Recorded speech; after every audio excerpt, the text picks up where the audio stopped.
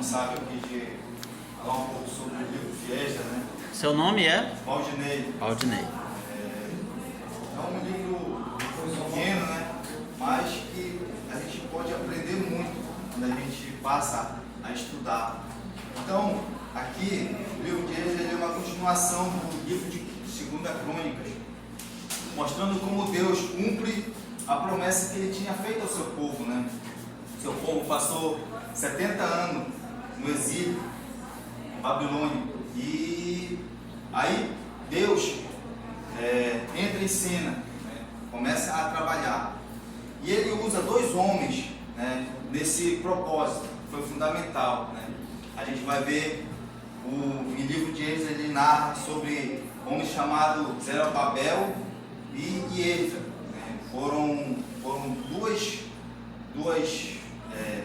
Foram três, mas aqui no livro de Esdras ele vai falar só de dois momentos que teve ao retorno ao povo de Israel a Jerusalém. Então a gente vai ver aqui que aqui fala em questão aqui, segundo o êxodo de Israel, agora saindo de Babilônia, é menos impressionante que o retorno do Egito, pois apenas um pouco de remanescente decide deixar a Babilônia. Foi esse primeiro episódio que teve com Zerubabel. Ele está responsável, né, para construir o templo. Quando passa, né, o segundo, sobre a liderança de Esdras, passa para a reconstrução da condição espiritual do povo. Isso a gente vai encontrar no versículo do capítulo 10, do capítulo 7 ao 10 de Esdras, né? Um fato interessante que entre esses dois, de 1 a 6 e de 7 a 10, eles têm um intervalo, né? Eles dão um intervalo de 6 décadas, né, de um para o outro. Então a gente vai. Isso é um episódio interessante que a gente vê, né? Durante esse período, né, Esther começa a governar, né, passa a governar na Pérsia como rainha. E a gente vai ver a autoria do livro de Esdras. Embora não seja revelado o autor, tanto a tradição judaica quanto a cristã atribui a Esdras a autoria. Por quê? Porque, apesar de Esdras não ser mencionado diretamente como autor do livro, certamente é o melhor candidato, pois no livro, porções do livro, do capítulo 7, com o versículo 28, do capítulo 9 ao 15 e o versículo 15, são escritos na primeira pessoa do ponto de vista de Esdras. A riqueza dos detalhes e das descrições favorece a determinação de um autor que tivesse sido testemunha ocular dos últimos eventos do livro, total como em Crônicas, há uma forte ênfase sacerdotal. E Esdras era um descendente sacerdotal direto de Arão, através de Eleazar e Zedoc, né? Finéias e Zedoc. As características. As principais características de Esdras são, né? Aqui tem 4 características, mas a gente vai falar, né? Nosso tempo já está bem avançado. Vou falar apenas de 2 características.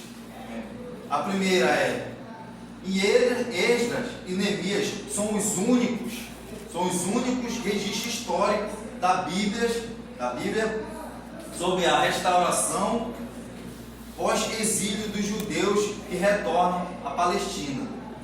A gente vai ver que são os 2 registros que existem.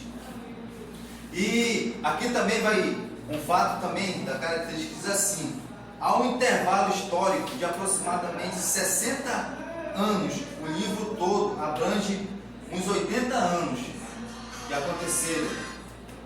aconteceu tudo isso. E aqui o contexto histórico diz assim: a história começa em 538 a.C., durante o primeiro ano do governo de Ciro, rei da Pérsia, sobre a Babilônia. Os judeus de Jerusalém foram enviados para o exílio entre 3 grandes deportações. Eu gostaria que meus irmãos, meus colegas, dissessem quais são essas 3 datas do exílio, né, que eles foram levados. Foram 3 diferentes datas. Alguém se arrisca a falar qual foram essas 3 datas?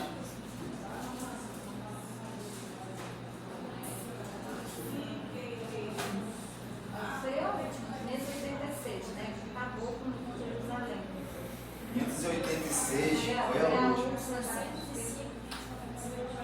605 e 597.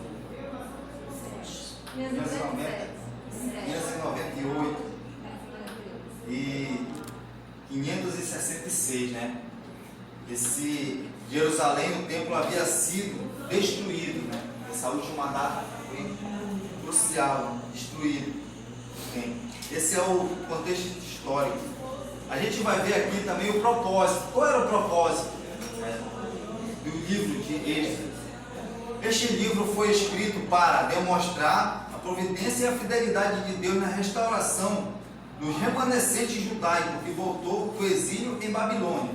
Deus moveu o coração de 3 diferentes reis persas para ajudar o povo de Deus a regressar à pátria e repovoar Jerusalém e edificar o templo.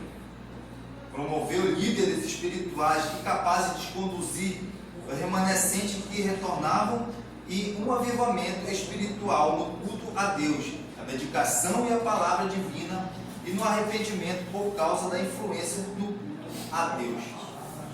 Aqui a gente vai ver o esboço, né?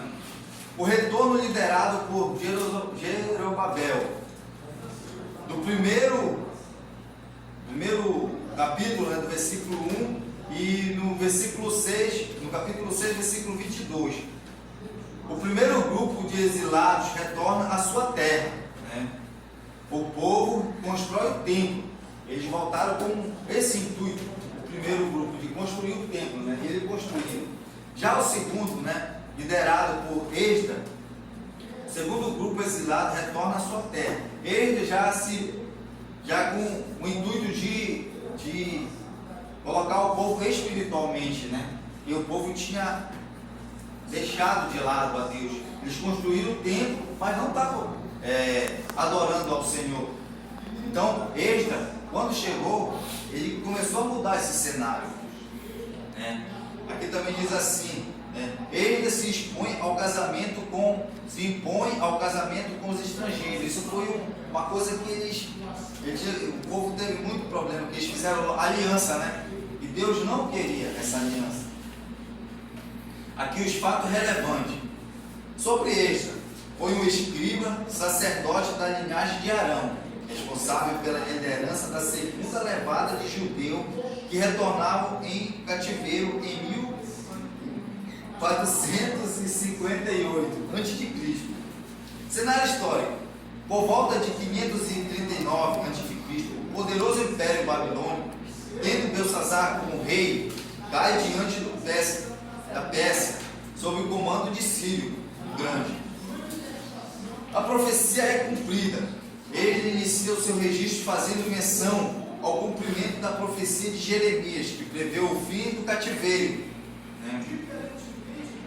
Um homem de oração, ao chegar em Jerusalém, encontra um povo corrompido moral e espiritualmente, mas mudou o cenário com jejum e oração. Nós venhamos aprender um pouco, né, sobre a vida desse homem, e esse era o meu trabalho, né?